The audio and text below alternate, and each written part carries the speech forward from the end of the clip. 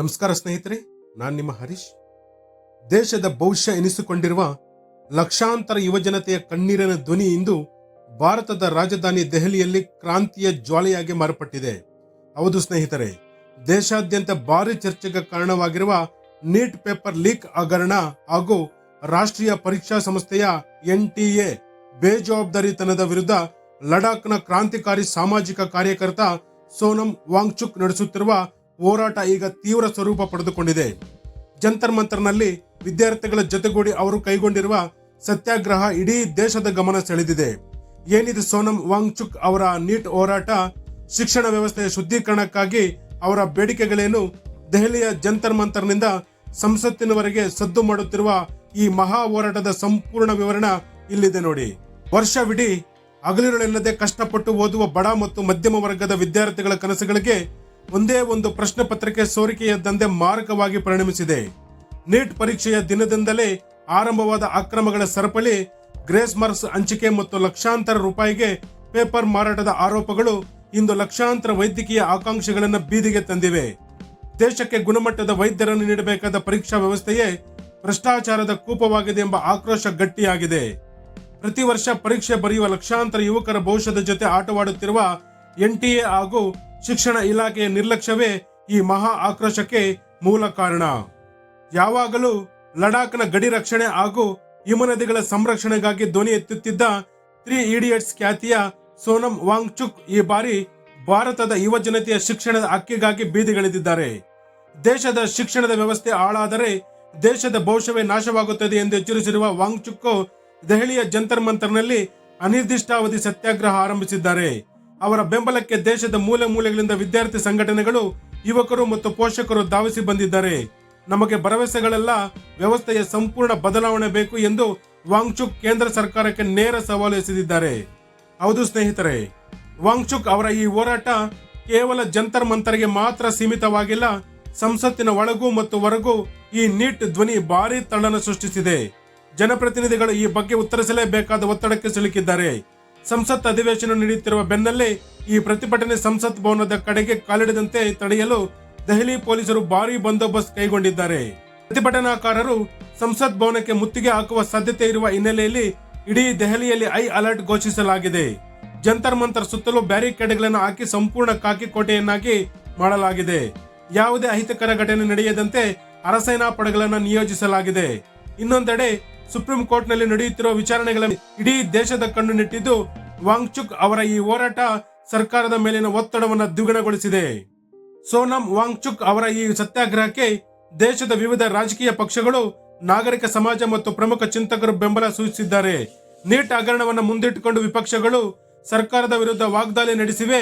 ಶಿಕ್ಷಣ ಕ್ಷೇತ್ರದಲ್ಲಾಗುತ್ತಿರುವ ಲೋಪದೋಷಗಳನ್ನು ಸರಿಪಡಿಸದಿದ್ದರೆ ಈ ಹೋರಾಟ ಇಡೀ ದೇಶವನ್ನೇ ವ್ಯಾಪಿಸಲಿದೆ ಎಂಬ ಮುನ್ಸೂಚನೆ ಸಿಕ್ಕಿದೆ.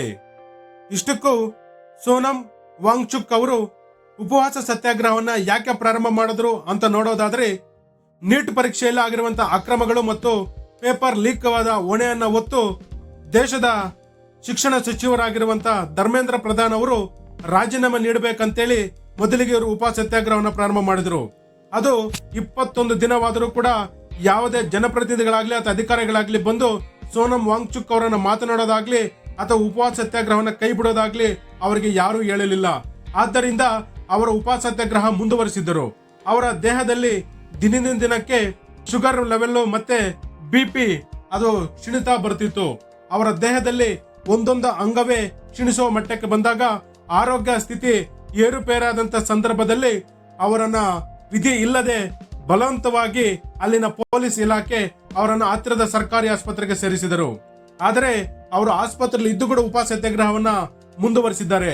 ಕಾರಣ ಇಷ್ಟೇ, ಈ ನೀಟ್ ಪರೀಕ್ಷೆ ಹಗರಣದಿಂದ ಮರುಪರೀಕ್ಷೆ ನಡೆದಾಗ ಅದರ ಭಯದಿಂದನೋ ಅಥವಾ ಪರೀಕ್ಷೆ ಮತ್ತೆ ಅಷ್ಟು ಚೆನ್ನಾಗಿ ಬರೆಯುತ್ತೀವೋ ಇಲ್ವೋ ಅನ್ನೋ ಭಯಕ್ಕೆ 21 ವಿದ್ಯಾರ್ಥಿಗಳು ಪ್ರಾಣವನ್ನ ಕಳ್ಕೊಂಡಿದ್ರು. ಇದರ ವಿರುದ್ಧ ಇವತ್ತು ಸಿಡಿದೆದ್ದು ಸೋನಂ ವಾಂಗ್ಚುಕ್ ಅವರು ಹೋರಾಟವನ್ನು ನಡೆಸುತ್ತಿದ್ದಾರೆ. ಈಗ ಏನು ನೀಟ್ ಪೇಪರ್ ಹಗರಣ ನಡೆದಿದೆ ಅದು ಮುಂದೆ ಯಾವತ್ತೂ ನಡೀಬಾರದು ಅನ್ನೋ ಉದ್ದೇಶಕ್ಕೆ ಅವರು ಇವತ್ತು ಇಡೀ ಎಲ್ಲ ಜನ ಸಮುದಾಯವನ್ನ, ವಿದ್ಯಾರ್ಥಿ ಸಂಘಟನೆಗಳನ್ನ ಒಟ್ಟುಗೂಡಿಸಿಕೊಂಡು ಇವತ್ತು ದೆಹಲಿಯ ಜಂತರ್ ಮಂತರ್ನಲ್ಲಿ ಹೋರಾಟವನ್ನ ಮುಂದುವರಿಸಿದ್ದಾರೆ. ಜೊತೆಗೆ ಅವರು ಇವತ್ತೇನು ಮಾನ್ಸೂನ್ ಅಧಿವೇಶನ ನಡೀತಾ ಇದೆ ದೆಹಲಿಯಲ್ಲಿ ಸಂಸತ್ತಿನಲ್ಲಿ, ಅದಕ್ಕೆ ರ್ಯಾಲಿ ಮಾಡೋದ್ರ ಮುಖಾಂತರ, ಅದಕ್ಕೆ ಮುತ್ತಿಗೆ ಹಾಕೋದ್ರ ಮುಖಾಂತರ ಇವತ್ತು ಒಂದು ಹೋರಾಟಕ್ಕೆ ಕರೆಗೊಡ ಕೊಟ್ಟಿದ್ದಾರೆ. ಅದು ಯಾವ ಮಟ್ಟಕ್ಕೆ ಪೊಲೀಸರು ಅದನ್ನು ತಡೀತಾರ ಅಥವಾ ಅವರು ಉಪವಾಸ ಸತ್ಯಾಗ್ರಹವನ್ನ ಅಂತ್ಯಗೊಳಿಸುತ್ತಾರ ಅನ್ನೋದನ್ನ ಇನ್ನಷ್ಟೇ ಗೊತ್ತಾಗಬೇಕಾಗಿದೆ ಸ್ನೇಹಿತರೆ. ಯಾಕೆಂತಂದ್ರೆ ಇವತ್ತು ನೀಟ್ ಅನ್ನುವಂಥದ್ದು ಲಕ್ಷಾಂತರ ಜನ ವಿದ್ಯಾರ್ಥಿಗಳ ಭವಿಷ್ಯ. ಡಾಕ್ಟರ್ ಆಗ್ಬೇಕಂತೇಳಿ ಕನಸು ಕಟ್ಟಿಕೊಂಡು ವರ್ಷಗಟ್ಟಲೆ ಓದಿ ಅವರು ಪರೀಕ್ಷೆಯನ್ನ ಬರೆದಿರ್ತಾರೆ. ಯಾರೋ ಒಬ್ಬರು ಮಾಡುವಂತ ಒಂದು ಪೇಪರ್ ಲೀಕ್ದಿಂದ ಸುಮಾರು 22 ಲಕ್ಷ ವಿದ್ಯಾರ್ಥಿಗಳಿಗೆ ಇವತ್ತು ಅನ್ಯಾಯ ಆಗಿದೆ. ಹಾಗಾಗಿ ಇವತ್ತು ಈ ಸೋನಮ್ ವಾಂಗ್ಚುಕ್ ಅವರು ದೆಹಲಿಯ ಜಂತರ್ ಮಂತರ್ನಲ್ಲಿ ಉಪವಾಸ ಸತ್ಯಾಗ್ರಹವನ್ನ ಕೈಗೊಂಡಿದ್ದಾರೆ. ನೋಡಿದ್ರಲ್ಲ, ದೇಶದ ಯುವ ಜನತೆಯ ಭವಿಷ್ಯಕ್ಕಾಗಿ ಸೋನಮ್ ವಾಂಗ್ಚುಕ್ ಕೈಗೊಂಡಿರುವ ಈ ನೀಟ್ ಹೋರಾಟ ಕೇವಲ ಒಬ್ಬ ವ್ಯಕ್ತಿಯ ಹೋರಾಟವಾಗಿ ಉಳಿದಿಲ್ಲ, ಇದು ಇಡೀ ದೇಶದ ಲಕ್ಷಾಂತರ ಕುಟುಂಬಗಳ ಆಕ್ರೋಶದ ಧ್ವನಿಯಾಗಿದೆ. ಸರ್ಕಾರ ಈ ಯುವ ಜನತೆಯ ಕೂಗಿಗೆ ಸ್ಪಂದಿಸಿ ಶಿಕ್ಷಣ ವ್ಯವಸ್ಥೆಯಲ್ಲಿ ಪಾರದರ್ಶಕತೆ ತರುತ್ತಾ ಅಥವಾ ಪ್ರತಿಭಟನೆಯನ್ನು ಹತ್ತಿಕ್ಕುವ ಪ್ರಯತ್ನ ಮಾಡುತ್ತಾ ಕಾದು ನೋಡಬೇಕಾಗಿದೆ. ಪ್ರತಿಯೊಂದು ಸುದ್ದಿಯ ನೈಜ ಹಾಗೂ ನಿಷ್ಪಕ್ಷಪಾತ ಚಿತ್ರಣಕ್ಕಾಗಿ ನೋಡ್ತಾ ಇರಿ ನಮ್ಮ BSB ನ್ಯೂಸ್ ಚಾನೆಲ್ ಅನ್ನ.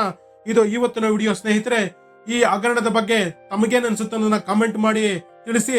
ಹಾಗೆ ನಿಮ್ಮ ಮನೆಯಲ್ಲಿ ವಿದ್ಯಾರ್ಥಿಗಳು ಪರೀಕ್ಷೆಯನ್ನ ಬರೆದಿದ್ರೆ ಈ ಪೇಪರ್ ಲೀಕ್ ಆಗಿರೋದ್ರ ಬಗ್ಗೆ ಅವರ ಅಭಿಪ್ರಾಯ ಇದ್ರೆ ಅದನ್ನ ಕಮೆಂಟ್ ಮಾಡಿ ತಿಳಿಸಿ. ವಿಡಿಯೋನ ಇಷ್ಟೊತ್ತು ನೋಡಿದ್ದಕ್ಕಾಗಿ ಧನ್ಯವಾದಗಳು.